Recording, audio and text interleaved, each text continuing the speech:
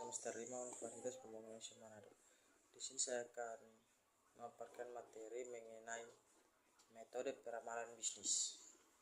Dalam dunia bisnis yang kompetitif dan dinamis, perencanaan yang tepat menjadi kunci kesuksesan. Salah satu aspek penting dalam perencanaan bisnis adalah peramalan bisnis, yang merupakan proses untuk memprediksi kondisi masa depan berdasarkan data dan informasi yang ada. Dengan adanya peramalan, perusahaan dapat membuat keputusan yang lebih terinformasi dan memitigasi risiko yang mungkin timbul.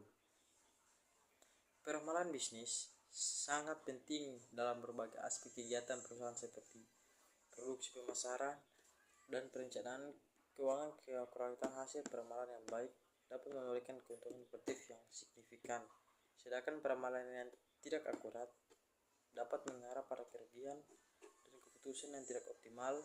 Oleh karena itu, pemilihan metode peramalan yang tepat sangat penting untuk keberhasilan suatu perusahaan.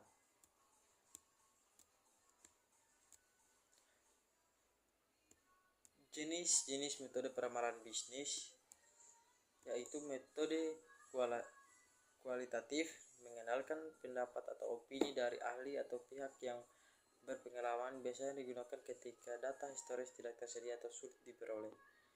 Metode kuantitatif menggunakan data numerik atau statik yang tersedia yang dianalisis untuk memprediksi tren atau pola yang mungkin terjadi di masa depan. Metode peramalan bisnis, metode kualitatif lebih bersifat subjektif dan sering digunakan saat data historis terbatas. Beberapa metode kualitatif yang umum digunakan adalah metode Delphi, menggunakan pendapat para ahli untuk membuat peramalan melalui serangkaian survei. Fokus group, diskusi kelompok yang terdiri dari individu-individu yang memiliki pengetahuan atau pengalaman tentang subjek yang sedang diprediksi. Peramalan berdasarkan pengalaman, Judgment forecasting berdasarkan institusi atau pengalaman pihak manajemen dalam memprediksi hasil di masa depan.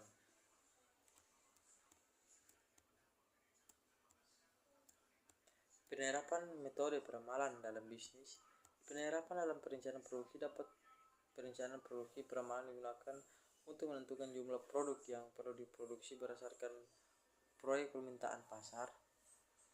Misalkan suatu perusahaan memproduksi barang konsumsi, peramalan membantu mereka menentukan volume produksi yang dibutuhkan agar dapat memenuhi permintaan tanpa mengalami kelebihan atau kekurangan stok.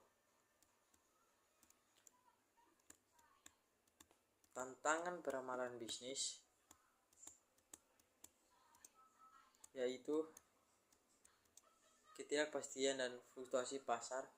Pasar yang terus berubah dengan adanya faktor eksternal seperti kebijakan pemerintah, krisis ekonomi, atau perubahan teknologi, membuat peramalan bisnis rentan terhadap ketidakpastian.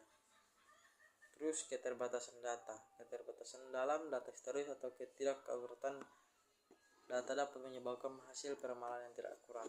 Kesalahan peramalan.